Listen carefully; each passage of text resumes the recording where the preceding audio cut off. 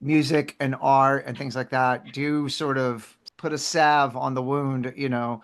They do help you forget. They do help you express yourselves. They do help you sort of process it, and they do help you with a community of other people, like-minded folks that are going through it with you as well. Fala galera, eu sou o Cauê Pacioli, que está começando um Cauê Entrevista super especial, porque hoje eu vou começar com o Zach Blair do Rise Against, que está chegando aqui no Brasil para uma sequência de shows. So, hey Zach, how are you? Hey, how are you? I'm pretty good. Thank you so much for your time. Where are you now? I'm at home. I live in Austin, Texas. Mm-hmm. Rise Against is a band from Chicago, but I'm from Yeah. Texas, and I never left. You know, we I joined the band.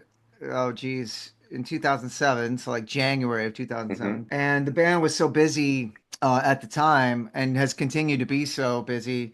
It just not kind of never mattered where we lived. You know, our drummer Brandon lives in Denver, Colorado, and the other two, Tim and Joe, live in Chicago. So Chicago. although the band started in Chicago and it's, Yeah. half of the band lives there, we're sort of scattered all over the place. But yeah, this is Austin, Texas, actually. Cool, cool. That's good Yeah. to know. I'm here in São Paulo. Yeah, I'm really excited for your concert in a few days here. And that's not your first time here, right? What can we expect for that concerts? Yeah, it's not our first time there. We've been to Sao Paulo quite a bit. We've been to Brazil quite a bit, and it's always great for Hmm. us. These are festivals, so it's not our own show. So shorter set list and things like that. Um, yeah, but we'll be doing all we can to give as much of the Rise Against experience as we can. The festivals, unfortunately, you don't get to do everything you want to do, but you try to, think on your feet and do as much as you can. And with some good bands too, like Offspring and Sublime. And we are really excited here. What do you think about the Brazilian audience? Oh, they've always been great for us. Hmm. We were there, ooh, geez, 2023. 23 at Lollapalooza. Yeah. Yeah, we did Lollapalooza and we did some of our own shows. We did our own like a theater show there in Sao Paulo. Hmm. Yeah. Yeah, the crowds are always great for us there. They always seem so excited that we came. They're so appreciative that we came down. I don't think, it's not really super easy for a lot of American bands to get down there. Hmm. Um, it's to get everybody's crews and just all the gear and everything. It's always kind of a little hard. And so the audience has always been so appreciative that we've made the time to come down, and it's great for us too. Yeah. And you were talking, this is a kind of festival. And what can we expect in the set list? Because I saw some set list from your last concerts, and you were playing Nod, your most recently song. Yeah. And what can we expect in this set list? A lot of some classics, and what can we expect now? Well, again, with festival set lists, you kind of have to do sort of like you have to think about the person that might not be there to see your band. This might be the Hmm. first time they've ever seen Rise Against, so you don't get to dig into the sort of older stuff too much because that tends to be more for you and for like the real fans that are going to come see Rise Against at Hmm. at their own headliner show. Um, but we try to make it as interesting as possible and think about, okay, if this was your first time to come see us, Hmm. what's a great representation of us in like a bite-size, sort of Hmm. nutshell. But yeah, we are playing the new song Nod, and we've been really happy with that. And the crowd seems to be responding to that really well as well. Nice. And talking about Nod, that's a song about community. And how did you wrote that? It always kind of starts with us in a room just sort of passing around ideas, but that song was fully sort of fleshed out by Tim McElrath, lyrics, everything, and he presents it to us, and then we kind of make it sound like Rise Against, by just the Hmm. way that we all four play a song. It's just, we've been doing this with me as a guitar player now for 18 years, so it's so ingrained in us just to sound the way we sound. So, you could give Hmm. us a country song or a polka song and we're going to play it and it's going to sound like Rise Against. And as soon as Tim McElrath opens his mouth, it sounds like Rise Against. So, um, that song came in pretty fully fleshed and then we added our own little elements to it and everything. But it's still that sort of that it takes it back to when you were a teenager and you're in a garage with your buddies and you've just discovered how to play guitar or whatever it might be and you're like I got this thing and everybody sort of feeds on that energy. It's great. I love that. And can we expect a new album, some new project with this song? Yeah, yeah, we have recorded. I can't really talk as to when it's coming out or any of that, but we have recorded a record. And I think you'll start, there'll be a lot of surprises coming up real soon. Nice, nice. And one thing that I really think is really interesting is that Rise Against is a band that always have a very defined political position, and you were very responsible with a lot of questions. You have songs that were released like 10, 15, 20 years ago, and they feel so actual. You Yeah, know, yeah. yeah, you have songs like Against War, and we are talking today, like 1 week after watch two leaders talking about gambling with World War III. So, how do you see that? How do you see the importance of your song? Well, unfortunately, history has a way of repeating itself, fortunately and unfortunately. And in the case of war, that's definitely unfortunately. Tim, I don't speak to our lyrics because I don't write our lyrics. Tim McElrath does, but he has a great way of sort of either being a sort of foreboding premonition or speaking to the times when sort of before they happen. And if you hear him talk about that, unfortunately, it's because history has a bad way of repeating itself. I think, simply put, our band is always against the atrocities of war, and unfortunately, it keeps happening.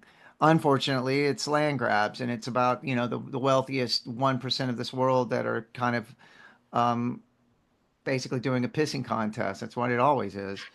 Hmm. And the also unfortunate state of American politics that we find ourselves in, where we're just sort of ashamed, especially talking to somebody, say, from Brazil, or we were just in Europe, and we're sort of making excuses for this fucking terrible, administration.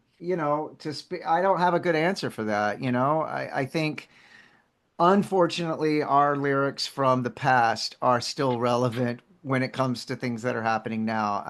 I wish we hadn't been the harbinger of that sort of thing, but we have. And I guess the only solace is that music and art and things like that do sort of put a salve on the wound. They do help you forget. They do help you express yourselves. Hmm. Um, they do help you sort of process it, and they do help you with a community of other people, like-minded folks that are going through it with you as well. I think it's that about this spirit of community that you have in your last song, like Nod. Yeah, And as a fan, I can say it's like what punk rock is. It's about revolution, it's about protest sure, and resistance, and you rock it, and sure. Oh, and thank you. you always do that in a I don't know how to say that in a kind of good vibe. Sure. You are always singing in a way that is with a positive vibration and everything. So I think it's a kind of hope listening to your songs and everything. Well, thank you. I think at the end of the day, we would like to think that everything's going to be okay. I Hmm. want to think that everything's going to be okay. And with art and with music and with community and with, our scenes and things like that, I feel like we find solace in that. And I feel like we all can come together on that hopeful eventual outcome, maybe some sense of normalcy once all this horse shit's over.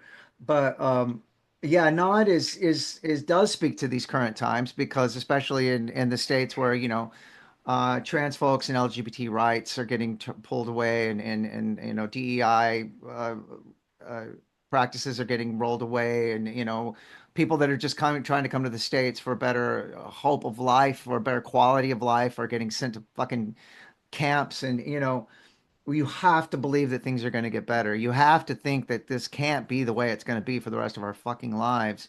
And that's a Yeah, little bit what Nod's about. It's just kind of like that sort of nudge and a wink to somebody that, okay, we're like-minded. Let's stay together. Let's congregate.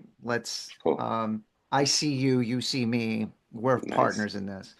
You're not alone, basically. You're not alone in this. And that's what punk rock and music has always been to me. It's somebody else with a shirt of a band that I liked. I was like, okay, we're buddies, because I grew up in really small town conservative Texas where I was an outcast and I got Hmm. I got in fights and, I got beat up because of who I was and that long hair and metal shirts or Mm-hmm. whatever it might have been. And to a larger extent, that's sort of what's going on right now, I think. It's like, oh, you're one of us. Yeah. We didn't vote for this shit. We don't agree with Mm-hmm. this shit. We don't accept this shit. And I can see that you and me are on the same plane. So whatever's going to happen, we're there together. Yeah, and that's awesome because you're coming to Brazil in a great time because we're in the middle of the carnival. And yesterday we just won our first Oscar with a movie called I'm Still Here. That's a movie Yeah, about, yeah, yeah, that's a movie about Eunice Paiva and Rubens Paiva that happens during one of our dark period of our history during the military dictatorship. yeah. So we are celebrating our culture, our art, and you're coming a very great time here. Good, good, good, good. I Did mean, you see that? Did you see that movie? I haven't, that's on my list to see. I Yeah. was actually trying to see it not too long ago, and I don't remember what happened, but I did check out all the previews and Yeah. I read about it and everything, and it seems just Hmm. fascinating. Yeah. Unfortunately, some of the best art's made from some of the worst things. Yeah. You know what I mean? Yeah. And they get repackaged in a way that it can sort of even affect people that sort of might have been on the wrong side of history in the first Hmm. place, and they Yeah. see this thing afterwards and they're like, it didn't dawn on them at the time what was going on. And I think that's Yeah. why art is so relevant and it's so relevant in Yeah. times of need. And some of the greatest art happened during World War II or the Vietnam or Hmm. some of the best art, most of the most relevant art that has resonated and will resonate for generations came Yeah. during these uplift, these conflict moments and these political turmoil. So Yeah. I, that's the only thing you can hope for. yeah. I think you're gonna like this movie, and that's pretty great to be celebrating art and culture, our first Oscar, and you're gonna have a lot of fun here. Our time is getting over. My last question is, if you have to choose one song to listen every day for the rest of your life, which song would you choose? Oh my God. That's a really good Anyone? question. It would Yeah. probably be a Beatles song. Nice. Um, yeah. They were just, we got to live in the time of the Beatles. Do you know what I mean? Hmm. Yeah. Um, we were so privileged to get to live in the time of Beatles. You know what I mean? Yeah. Even though, when John Lennon died, I was, geez, like three. And I'm sure they were before your time. But Paul McCartney's still alive, Ringo Uh-huh. Starr's still alive. They weren't making music by the time I was around, but still, um, I don't know. It's so hard to if I'm even bringing it down to them, it's so hard to even pick one. But maybe just a day in the life. Okay. That's two different songs sort of meshed into one amazing, glorious moment. So maybe that song, yeah. That's a Okay. hard one though. I'm such a muso, man. I feel like my answer would change every day. Okay, okay. Tuesday is that song. Okay. Today it's that song. Today it's that song. Okay. Yeah. Zach, thank you so much for your time. That's a pleasure to be here talking with you. Thank you, Universal, for that. And I will see you in this Saturday. And You will. thanks for your art. Yeah. Yeah. Oh man, thank you for having me. I really appreciate it. Thank you so much.